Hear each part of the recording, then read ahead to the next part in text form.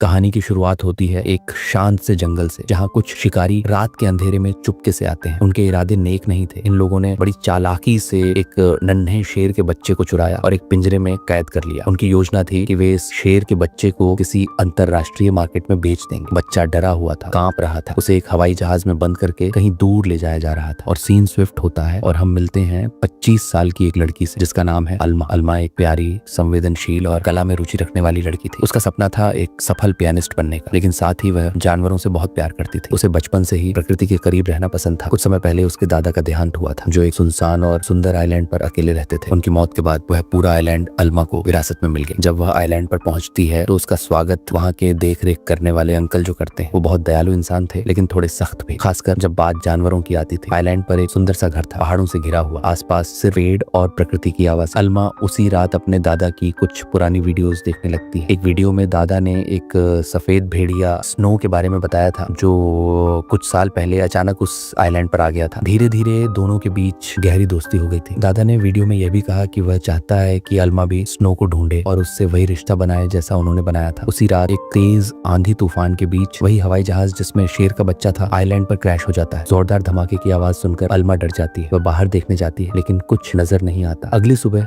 दो अजनबी, चार्ल्स और एलिनाम, आइलैंड पर आते हैं। ये दोनों असल में भेड़ियों के पार्क से थे और स्नो को पकड़ने आए थे। उन्होंने आइलैंड के एक कोने में जाल बिछा दिया। थोड़ी देर बाद स्नो उस जाल में फंस जाती है, लेकिन अपनी तेज समझदारी से वो खुद को छुड़ाकर भाग निकलती है। स्नो भागते भागते आइलैंड के दूसरे सिरे पर पहुंचती है, जहां उसकी मुलाकात अल्मा से होती है। पहले अल्मा घबरा जाती है, लेकिन फिर उसे अपने दादा की बातें याद आती है। वो धीरे धीरे स्नो से बात करना शुरू करती है और स्नो भी बिना आक्रामक हुए शांत रहती है। अल्मा फिर क्रैश वाली जगह पर जाती है और वहां उसे शेर का बच्चा दिखाई देता है। वह एक बड़े पक्षी के घोंसले में गिर गया था और घबरा कर भागा तो सीधा अल्मा की गोद में आ गिरा। वह उसे घर ले आती है। कुछ ही देर में स्नो भी अपने नन्हे बच्चे के साथ वहीं पहुंच जाती है। अब घर में 3 जानवर थे, शेर का बच्चा, भेड़िए का बच्चा और स्नो। अल्मा बहुत खुश थी, लेकिन जब अंकल जो को पता चला तो वह चिंतित हो गए। उन्होंने कहा कि ये जंगली जानवर है, इन्हें जू को सौंप देना चाहिए, वरना खतरा हो सकता है। अगले दिन जू के लोग वाकई आ जाते हैं, लेकिन अल्मा झूठ बोल देती है कि उसे कोई जानवर नहीं मिला। उसी दिन वो देखती है कि स्नो अपने दूध से न सिर्फ अपने बच्चे को बल्कि शेर के बच्चे को भी दूध पिला रही है। ये देख उसके दिल को बड़ी राहत मिलती है। अल्मा ने भेड़िए के बच्चे का नाम रखा जैक और शेर के बच्चे का नाम रखा ड्रीमर। दोनों बच्चे अब साथ खेलते, खाते और सोते थे। वक्त गुजरता गया और उन तीनों के बीच बहुत गहरा रिश्ता बन गया। कुछ महीने बाद जब अल्मा एक पियानो ऑडिशन के लिए शहर गई होती है, तब चार्ल्स और एलिनाम दोबारा आते हैं और इस बार वे स्नो को कैद कर लेते हैं। उधर अल्मा का सिलेक्शन हो जाता है, लेकिन जब वह घर लौटती है तो देखती है कि घर का हाल बुरा है। बच्चे भूखे थे और सब कुछ इधर उधर फैला हुआ था। अब स्नो नहीं थी तो दोनों बच्चों की जिम्मेदारी अल्मा पर थी। वह नौकरी छोड़कर पूरी तरह से जैक और ड्रीमर की देखभाल में लग जाती है। अंकल जो फिर आते हैं और सख्ती से कहते हैं कि अब इन जानवरों को जू भेजना ही होगा, लेकिन अल्मा अपने दादा की आखिरी इच्छा की बात करती है और कहती है कि वह इन्हें नहीं छोड़ेगी। अंकल जो आखिरकार मान जाते हैं। एक दिन कुछ मछुआरे कश्ती से आइलैंड के पास आते हैं। जैक उत्सुकतावश उनके पास जाने लगता है। अल्मा उसे रोकने के लिए भागती है, लेकिन फिसल कर गिर जाती है और उसके सिर में गहरी चोट लगती है। वह बेहोश हो जाती है। जैक और ड्रीमर पूरी रात उसके पास बैठकर उसे गर्मी देते हैं ताकि वो ठंड में न मरे। अगले दिन जब अंकल जो आते हैं तो अल्मा को बेहोश पाकर डर जाते हैं और एनिमल कंट्रोल को बुला लेते हैं, लेकिन जब वे देखते हैं कि जानवर अल्मा की रक्षा कर रहे हैं तो उन्हें अफसोस होता है। अल्मा को अस्पताल ले जाया जाता है और डॉक्टर बताते हैं कि अगर जैक और ड्रीमर ने गर्माहट न दी होती तो अल्मा की जान जा सकती थी। उधर एनिमल कंट्रोल वालों ने जैक को चार्ल्स को दे दिया और ड्रीमर को एलन नाम के एक जू मालिक को बेच दिया, जो बहुत क्रूर इंसान था। लेकिन उसके बेटे रफा को जानवरों से प्यार था। रफा की ड्रीमर से दोस्ती हो जाती है, लेकिन ड्रीमर को सर्कस में जबरदस्ती नशीले इंजेक्शन देकर करतब करने के लिए मजबूर किया जाने लगता है। अल्मा जैसे ही होश में आती है वो जैक और ड्रीमर के बारे में जानना चाहती है। जब उसे सच पता चलता है तो वह टूट जाती है, लेकिन वह हार नहीं मानती। जैक के बारे में पता चलता है कि वह